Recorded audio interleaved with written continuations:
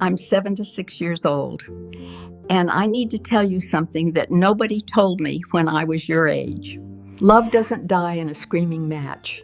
It doesn't end with slamming doors or thrown plates or dramatic exits into the rain. Love dies quietly. It dies on a Tuesday afternoon while you're checking your phone. It dies during a dinner where neither of you has anything left to say. It dies in the space between "I'm fine" and what's actually breaking inside your chest. And here's the part that haunts me every single night. You don't even notice it's happening until it's already gone. My name is Margaret. I was married for 43 years, and I destroyed it. Not with another man. Not with cruelty or violence or some unforgivable sin. I destroyed it with silence, with exhaustion, with the assumption that love, real love, could just sit there, untouched, waiting patiently while I dealt with everything else. I thought we had time. God, I really thought we had time. Let me take you back to the beginning, because every ending starts somewhere beautiful, doesn't it? I met Richard when I was 23 years old. He was 25, a junior accountant with terrible posture and the kindest eyes I'd ever seen. We met at a friend's wedding. How perfectly cliché. He spilled champagne on my dress, apologized 17 times, and then asked if he could buy me dinner to make up for it. Our first date lasted 6 hours. We talked about everything. Our childhoods, our fears, what we wanted from life. He told me he wanted a family, a small house with a garden, Sunday mornings that felt like they could last forever. I told him I wanted to be seen, really seen, not just looked at, but understood. "I see you, Margaret," he said that night, and I believed him. We got married 14 months later in a tiny ceremony with 30 people. I wore my mother's dress. He cried during the vows. We honeymooned in a cabin in Vermont, where it rained for 3 days straight, and we didn't care at all. Those first years? Absolute magic. We'd stay up until 2 in the morning talking about nothing. He'd leave notes in my coat pockets. Little things. "You're my favorite person. I'm so lucky it's you."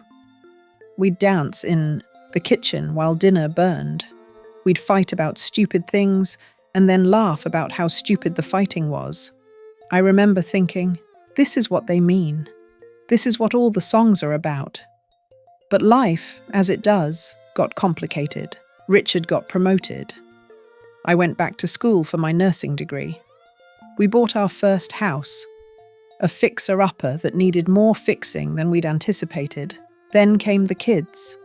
2 beautiful, exhausting, all-consuming children who needed everything from us. And somewhere in the chaos of diapers and deadlines and mortgage payments, we stopped talking. Not about logistics. We still talked about who was picking up the kids and what we needed from the grocery store and whether we'd paid the electric bill. But we stopped talking about us. I can't pinpoint exactly when it started. Maybe it was the night he came home late from work, and I was too tired to ask him about his day.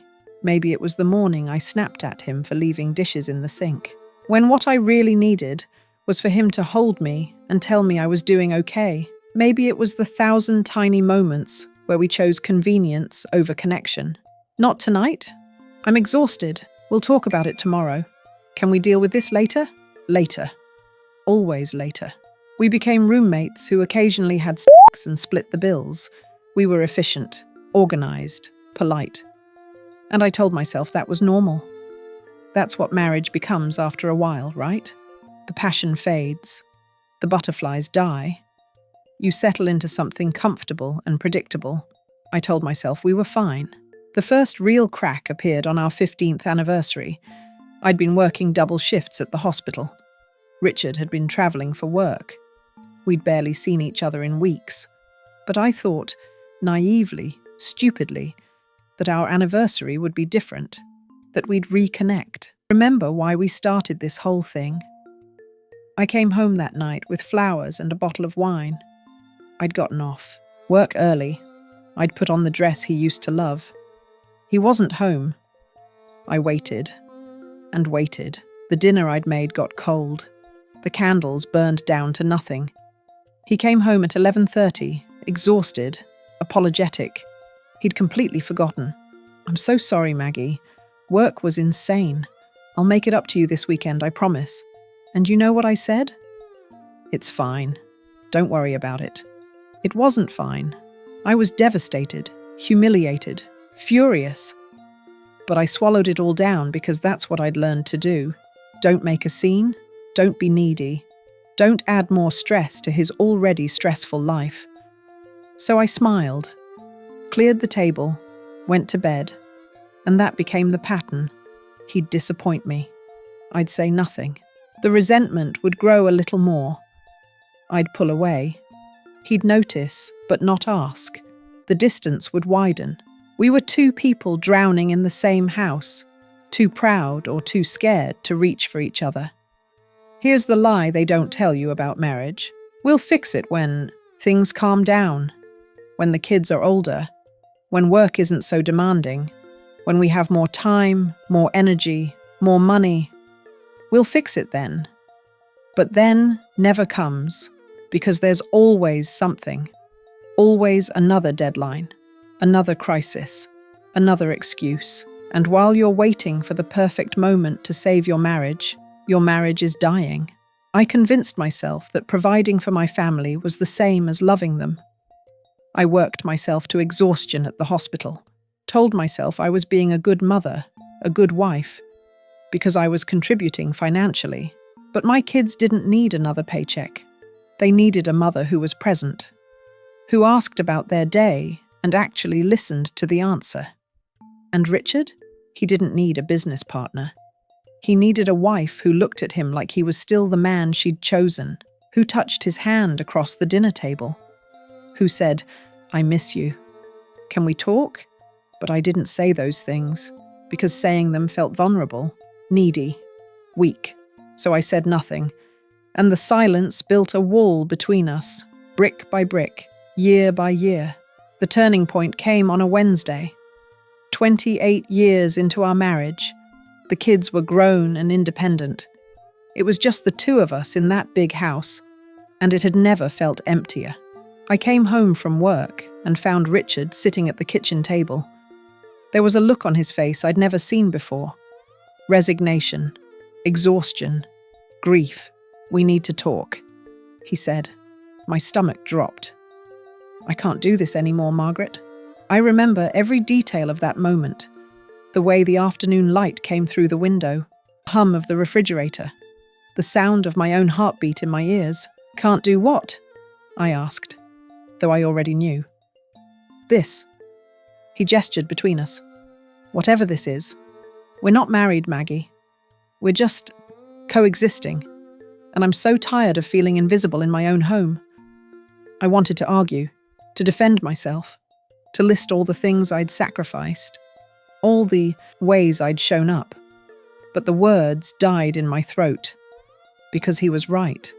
"I've been trying," he said, and his voice cracked. "God, I've been trying for years. I've asked you to go to counselling. I've planned dates that you've cancelled. I've told you I'm lonely, and you've told me you're tired. And I get it. I do.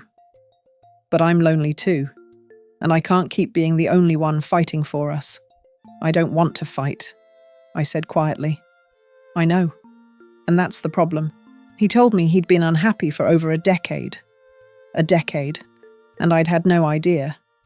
Or maybe I'd known and just chose not to see it, because seeing it would have required me to do something, to change, to be uncomfortable. "Do you even love me anymore?" he asked. Of course I loved him. I'd always loved him. But when was the last time I'd shown him? When was the last time I'd looked him in the eyes and really seen him? When was the last time I'd asked about his dreams, his fears, his day? When was the last time I'd chosen him over my exhaustion? I couldn't remember. "I don't know if I can keep doing this," he said. "I don't know if I have anything left to give." And I panicked. Finally, after years of complacency, I panicked. "We can fix this," I said. "We can go to counselling. We can..." I've been asking for counseling for 8 years, Margaret. 8 years. God. 8 years of him drowning while I told him we'd deal with it later. We did try counseling for about 4 months, and it helped. A little. We learned how to communicate better, how to express our needs without attacking each other. But here's what no one tells you about marriage counseling. It can't undo decades of neglect. You can't make up for 20 years of not listening with a few months of active listening exercises. The damage was too serious. The resentment is too deeply rooted. Richard had already emotionally divorced me years ago. He'd just been waiting for permission to make it official. We separated on a rainy Tuesday in March. He moved into an apartment across town. We told the kids together. They weren't surprised. "We kind of saw this coming," our daughter said. That hurt more than anything, that even our children had noticed the death of our marriage before I'd been willing to acknowledge it. The divorce was finalized on what would have been our 30th anniversary. The house felt enormous without him. Every room echoed. Every evening stretched endlessly. I'd spent 30 years sharing a life with someone, and now, nothing. Just silence, and memories, and an overwhelming, crushing regret. I thought about all the times I'd chosen work over him, sleep over conversation, pride over apology. I thought about the anniversary I'd spent alone with my cold dinner and my bruised ego, too stubborn to tell him I was hurt. I thought about every "not tonight," and "I'm too tired," and "can we talk about this later?" All those moments I'd assumed we had unlimited time to fix things. Richard, remarried 3 years later. I met her once. She was kind, attentive. She looked at him the way I used to, the way I should have kept looking at him. At the wedding, our son was his best man. I watched them dance. Richard was smiling in a way I hadn't seen in decades, genuinely happy, light. And I realized he didn't stop being capable of love. He stopped being willing to give it to someone who never seemed to want it. I'm 76 now. I live alone. My children visit occasionally, but there's a distance there too. A politeness that never quite became warmth again. Because here's another truth they don't tell you. When you stop showing up for your marriage, you stop showing up for your kids too. I was so focused on being their provider that I forgot to be their safe place. My daughter told me something last year that broke me. We were having coffee, just the two of us. And she said, "Mum, growing up, I always felt like I was interrupting something. You were always too busy or too tired for us. I never felt like you actually wanted to be around us. I always loved you," I said. "I know. But love isn't just a feeling, Mom. It's a choice. It's an action. And you chose other things." She wasn't trying to be cruel. She was just being honest. And she was right. I'd loved them in theory. But in practice, I'd been absent, distracted, waiting for some mythical future when I'd have more time to be the mother they deserved. That future never came. My son barely speaks to me. Calls on my birthday and Christmas. Cordial. Cold. Last year, his wife gave birth to their first child, my first grandchild. They didn't tell me until 3 weeks later. When I asked why, he said, "I didn't think you'd care that much, Mum. You never seemed that interested in our lives before. So let me tell you what I've learned. What I wish someone had grabbed me by the shoulders and screamed in my face when I was 30. Love is not a permanent fixture. It's a plant that requires daily watering. You can't ignore it for months and expect it to survive. You can't half-ass your attention and wonder why the connection died. Marriage isn't about the big gestures. It's about the 10,000 tiny choices you make every single day. Do you put down your phone when they're talking? Do you ask how they're really doing and wait for the real answer? Do you touch them as you pass in the hallway? Do you say thank you for the things you've started taking for granted? Do you choose them? Every single day, even when it's inconvenient, even when you're tired, even when it would be easier not to. Here's what breaks my heart most. Richard tried. For years, he tried. He suggested date nights. I said I was too tired. He reached for my hand. I was always holding something else. He said, "I miss you." I said, "I'm right here." But I wasn't. Not really. I was physically present and emotionally absent, and he eventually stopped trying. Because there's only so many times you can reach for someone before you realize they're never going to reach back. People don't leave relationships suddenly. They leave emotionally first, slowly, quietly. They stop sharing their day. They stop asking about yours. They stop initiating affection. They stop fighting for your attention. And by the time you notice, by the time you panic and try to fix it, they're already gone. Their body might still be in the house, but their heart moved out months, sometimes years, ago. I think about all the conversations we didn't have, all the fights I avoided because I didn't want the discomfort. But you know what's more uncomfortable than a difficult conversation? Divorce, loneliness, regret that sits on your chest every single morning when you wake up alone. I think about the version of our marriage that could have existed if I'd just been brave enough to be vulnerable. If I'd said, "I'm scared we're drifting apart." If I'd said, "I need you." If I'd said, "I'm so sorry for not showing up the way you deserved." But I didn't say those things because I was proud, stubborn, convinced that needing someone was a weakness. And now I live with the consequences of that pride every single day. So let me ask you something, and I want you to really think about it. When was the last time you looked at your partner, really looked at them, and saw them as a person with needs and fears and dreams? When was the last time you asked how they were doing and actually listened to the answer instead of planning your response? When was the last time you touched them without wanting something? Hugged them just because? Told them you appreciated them? When was the last time you chose connection over your phone? Conversation over television? Presence over convenience? Are you too busy for a 10-minute conversation? Too tired for a kiss goodnight? Too distracted to notice they're pulling away? Are you telling yourself you'll reconnect later? When? Does work calm down? When the kids are older? When you're less stressed? Because I'm here to tell you, later doesn't come. Later is a lie you tell yourself to justify neglect.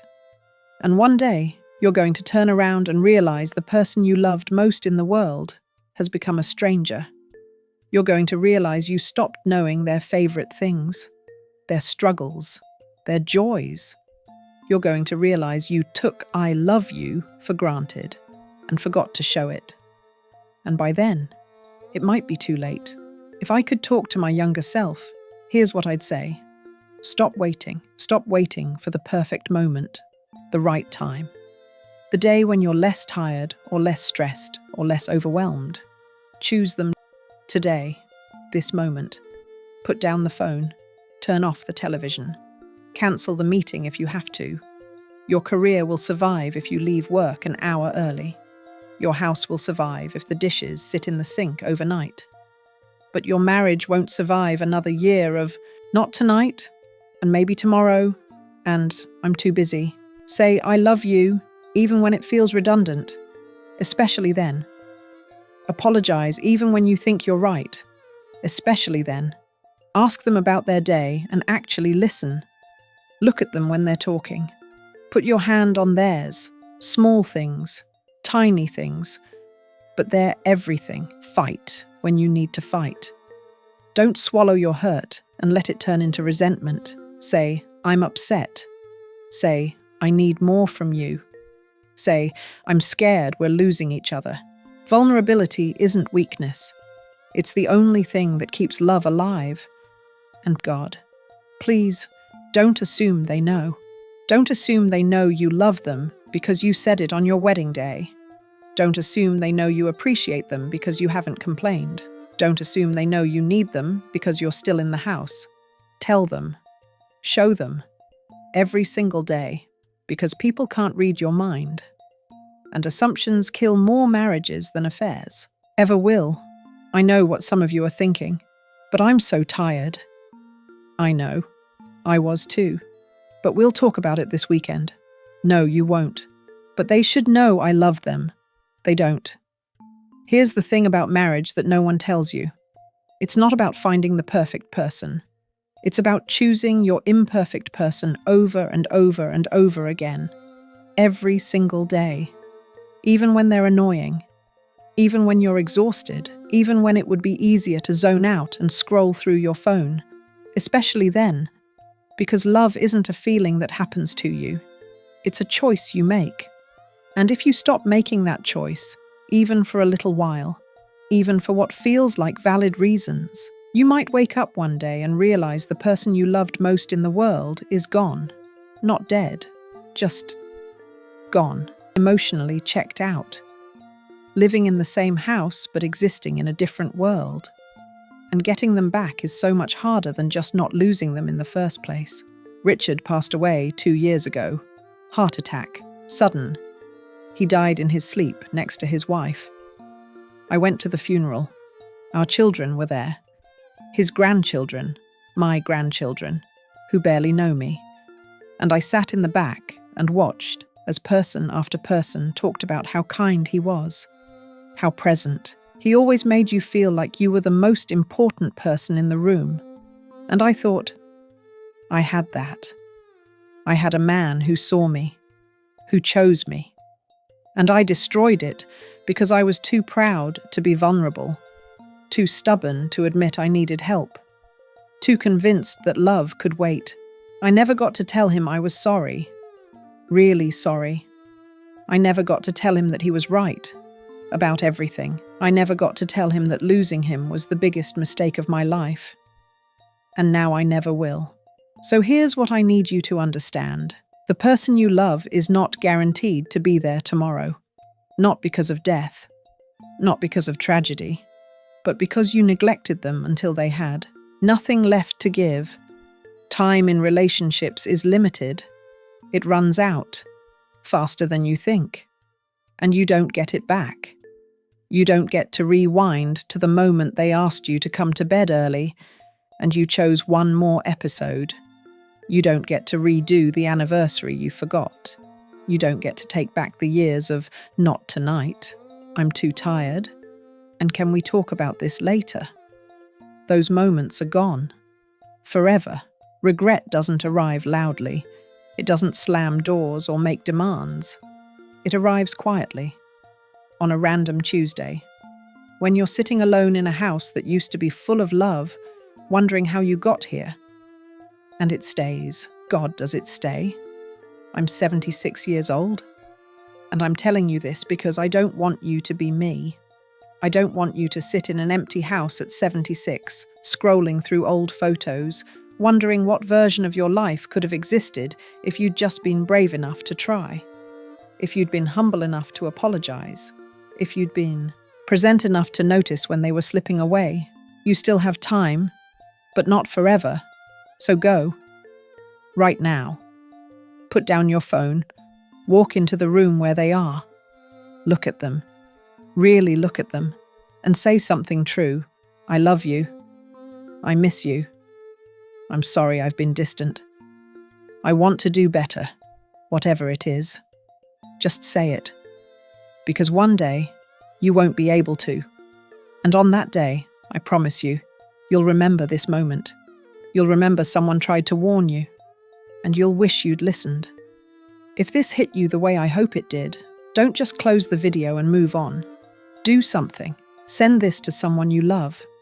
Someone you've been taking for granted. Someone you keep meaning to call but haven't.